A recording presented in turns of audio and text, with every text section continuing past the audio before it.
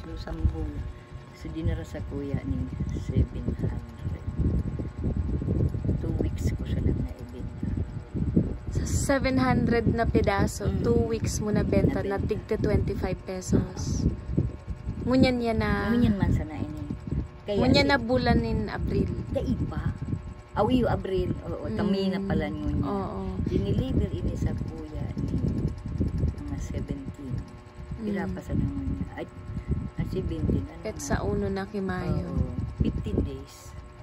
Diba? More or less 15 days. 15 Dahil days. nga ni 14. The 30 na ba? Sa uno ng ngunyan. So, ibig sabihin, mabenta talaga ngunyan. Mabenta ini. Kita ako man sa nanay ko. Digdi sa raya kang... Ako man sa nanay ko ang dakol na ano. Kaya digdi man sa nasa kuya nagbabakan. Ako man sinda dyan magtaw sa ibang tindahan. Kung gusto nga ka mo magpabakal, digdi ka mo sa ko. Digdi sinda pigtuturo niya sa ko.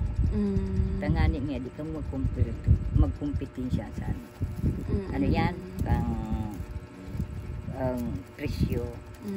Ayan niya, pag nagsabi nga yan, iyon na yan, duro-duriso na yan, araw ka yan ang presyo niya.